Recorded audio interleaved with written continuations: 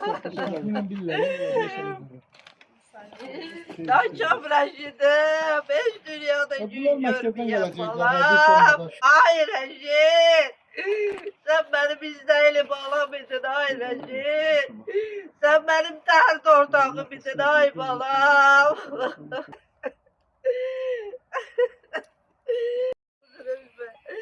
Sağ Reşit'im. Reşit bilirsen ne bakaydı. Benim her derdime kavardı. Her derdime kavardı. Her yere giderdim benden de her yere. Ben indi 5 yılda onu gezirim tamam bilmirəm. Rəşidin atasısınız. Mən doktor Şəmsəddin Babayev, şəhidimin atasıyam. Bəli. Suraya müəllimə, 44 illik müəllimi onun anasıdır. Nə sualınız var? Şəhidin məzarını niyə bərpa olunmuyor? Bu səbəbi nədir bunun? Necə ki, müharibəyə qalmış, mənim oğlum da Rəşid Babayev, generalımızın Polad Həşimovun tip xidməti reisi idi, baş leytenantı idi. Yəqin orada 20 şəhid olub, 30 şəhid olub.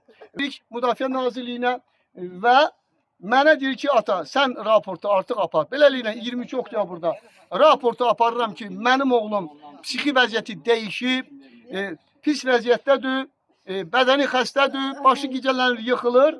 Nə istəyirsiniz? Heç nə. Komandir mənim oğlumdan əl çəksin. Onun üçün müalicə təyin eləsinlər. Xəstəlik kağızlarından gəlib, biz neynəyək? Biz onu götürək, məcburi şəkildə burada, Bakıda yox, baxmayaraq ki, qan həkimi, hematoloq Bakıdadır. Biz onu Gəncə Hərbi Hospitalında və Şəmkir Korpusunda bunu məcburi həkim komissiyasından keçirək, həkimlərə tapşırırlar və Rəşidə deyir zampalit. Demək, Şəmkir Korpusunun zampaliti Rasim Manafov. Deyir ki, Rəşid, həkimlərə tapşıracağım, səni sağlam yazdıracağım. 24-25 oktyabrda bunlar hərbi həkim komissiyasını təyin edirlər. Oğlum deyir ki, axı mən Şəmkirdən komisiyadan niyə keçməliyəm? Hematoloq Bakıdadır.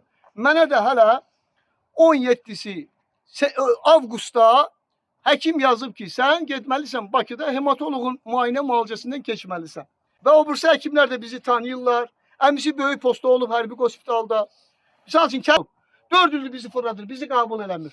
Üzr istəyirəm. Hətta o qara fəhləni də qəbul edib, bizi qəbul eləmir. Çünki komissiyadan keçirəndən sonra uşaq başlayır təlatümə ki, bunlar məni sağlam yazdılar, amma mən yıxılıram. Nəysə, mən məcbur oluram. 12-si noyabrda müharibədən 2 gün sonra bütün xəstəlik kağızlarını gedirəm Gəncə Hərbi prokurorluğuna ki, bu uşağı niyə incidirsiniz? Və zampalit eşidir ki, ata gəlib xəstəlik kağızları ilə bunun qabağında heç bir həkim danışa bilməz. İbarə şəkildə belə deyirəm. Qır atıb minir Şəmkir Korpusunda, qovur birbaşa Göygölə, çünki oğlum döyüş şəraitində hələlik Göygöldə yerləşirdi. Və güya iclas keçirir. İllərlə bura gəlməyən bu hayda-hayda iclas keçirir. Yaxşı, sual olunur. 26 nəfər burada hərbiçi var. Komandir var və oğlum yeganə həkimdir və tip xidməti reisidir. Sən bu iclası tip xidməti reisiz necə keçirirsən?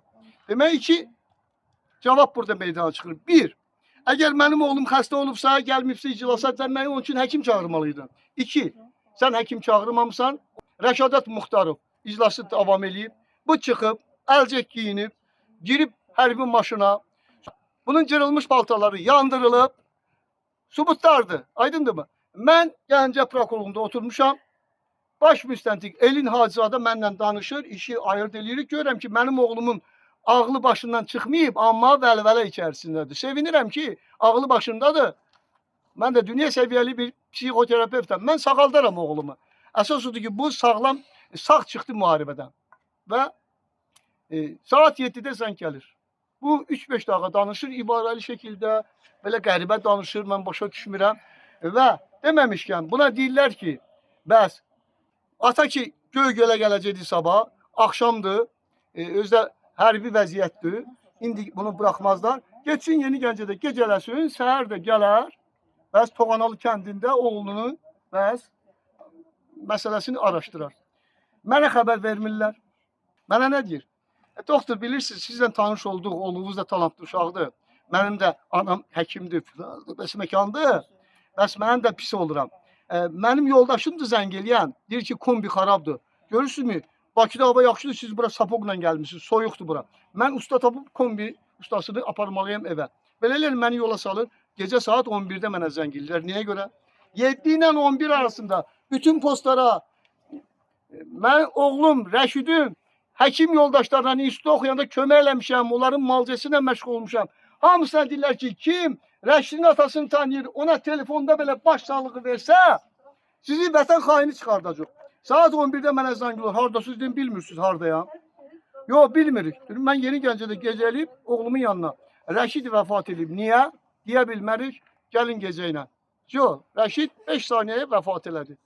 Bax, ondan sonra nə ediblər? Mənim oğlumu təmtəraqlı şəkildə aparmışıq. Təzə Zampolitlə, Rauf Qəmbərovla.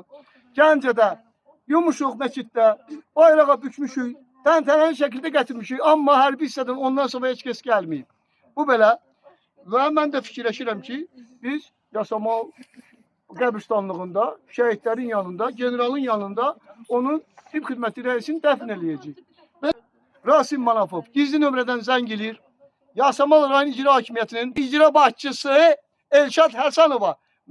Kişidir Elşad Həsənov. Məni deyirlər ki, o şəhid həkim Yasamal qəbirstanlığına şeydə bastırılmayacaq. Şəhidlər xeymanında bastırılmayacaq. Yasamalda çıxaran Elşad Həsənov 2 metrə sahədə məqbərə ucaltmaq olmaz. Mən məqbərə ucaltmaq istəsəm, götürərəm uşağımın sümüklərini apararam. Türkobada Boradiya qəsbəsində, Masalında doğulub, anamın həyətində. O vaxt icazə verirdilər evdə doğuşa. Orada mən məqbərə ucaldaram. Çox böyük məqbərə ucaldaram. Mən ucaltmaram. Müəllimənin tələbələri ucaldar və akademiyalarda fəxri üzvəm xaricdə onlar bunu eləmək istəyirlər.